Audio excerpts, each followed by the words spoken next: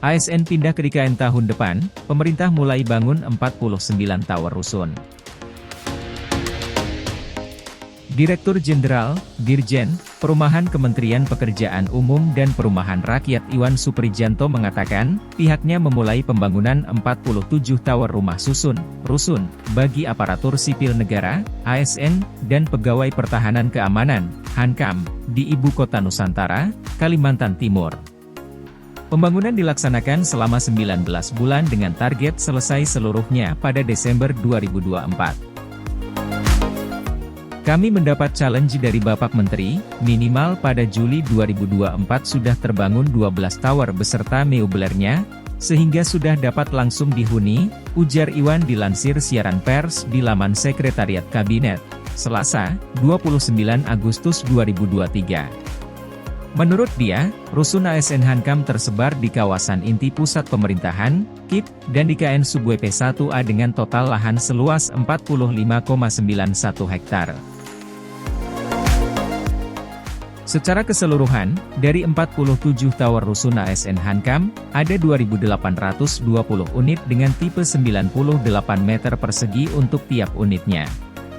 Pembangunan rusun terdiri dari 31 rusun untuk ASN dengan jumlah 1.860 unit untuk menampung 5.580 orang. Kemudian, rusun Hankam terdiri dari 7 rusun untuk anggota Polri dan Badan Intelijen Negara, BIN, serta 9 rusun untuk pasukan pengamanan Presiden, Pas Pampres, dengan total 960 unit menampung 2.880 personel.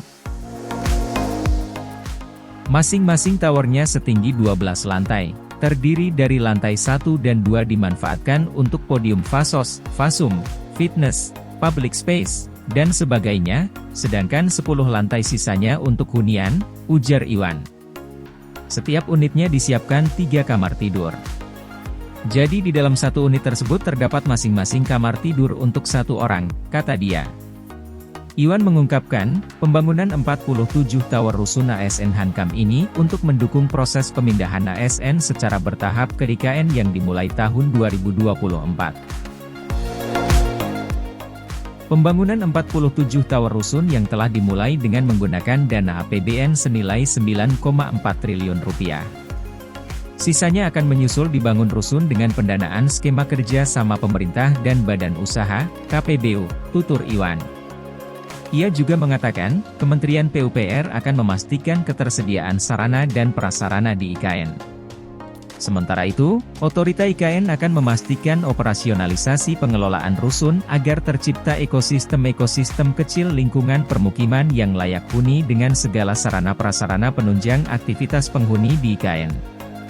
Kementerian PUPR dalam hal ini bertugas untuk menjamin kepastian ketersediaan prasarana dan sarana yang ada di IKN, sedangkan otorita IKN nantinya yang akan mengatur detail tentang pengisian atau penghunian tower tersebut, tutur dia.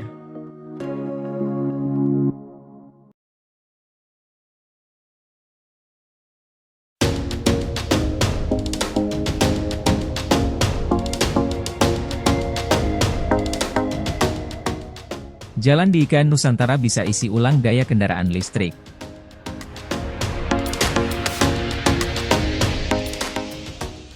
Satgas Pelaksanaan Pembangunan Infrastruktur Ibu Kota Negara, IKN, Kementerian PUPR, mengungkapkan, jalan-jalan di IKN Nusantara dilengkapi teknologi yang dapat mengisi ulang daya atau charging untuk kendaraan listrik, atau electric vehicle, EV.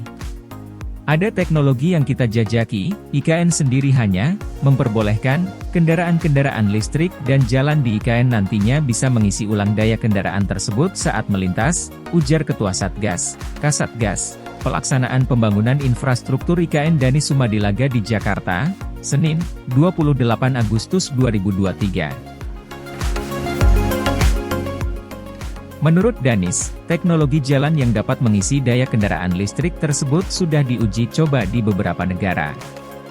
Kita coba nanti di bagian tertentu, apakah teknologi itu bisa menjadi charging lane atau lajur pengisian daya bagi kendaraan listrik, katanya.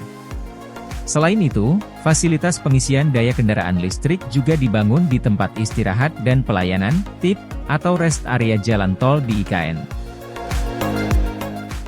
Berdasarkan Undang-Undang Nomor 3 Tahun 2022 tentang Ibu Kota Negara, perjalanan masa depan di IKN Nusantara, yaitu perjalanan yang merangkul inovasi untuk meningkatkan perjalanan melalui Mobility as a Service, MaaS, pencarian rute dinamis dan mode mobilitas masa depan, termasuk kendaraan listrik, serta kendaraan yang terhubung dan otonom untuk transportasi umum.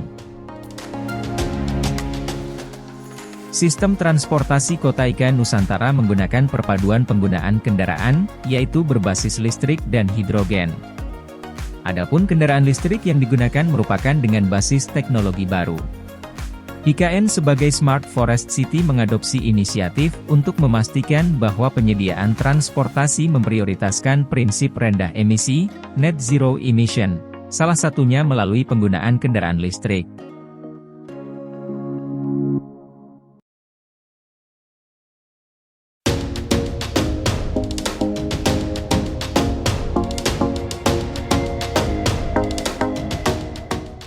Bangun Bandara VVIP di IKN, Kementerian PUPR siapkan dana 2,7 triliun rupiah.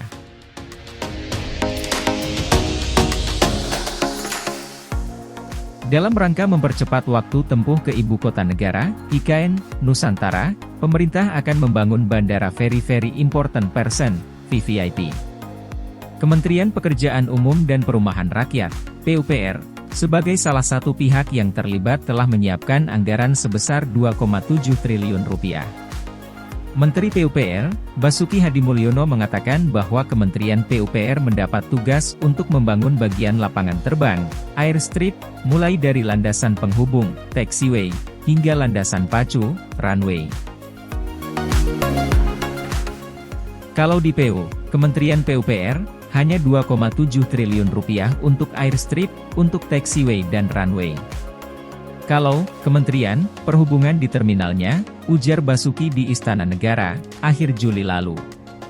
Kucuran anggaran tersebut menyusul dikeluarkannya Peraturan Presiden Nomor 31 Tahun 2023 tentang percepatan pembangunan dan pengoperasian Bandara Udara VVIP untuk mendukung Ibu Kota baru. Nantinya, bandara akan dibangun dengan luas terminal VVIP 2.000 meter persegi dan terminal VIP 5.000 meter persegi, serta runway sepanjang 3.000 x 485 meter. Sementara itu, pada medio Agustus 2023, Menteri Basuki mengatakan, pemerintah akan melaksanakan lelang untuk proyek pembangunan Bandara VVIP IKN pada Oktober 2023. Ya ini, lelang, yang Bandara VVIP. Kalau perencanaannya sudah dilaksanakan. Kita memakai sisa lelang untuk dilakukan sekarang, uang mukanya yang untuk 2024. Mungkin Oktober, kayak lelang dini, katanya ditemui di kantor Direktorat Jenderal Pajak, DJP, Kementerian Keuangan, Jakarta, Rabu, 16 Agustus 2023. Jika proses pengerjaan bandara berjalan mulus, maka diharapkan Bandara VVIP IKN dapat digunakan pada Agustus 2024.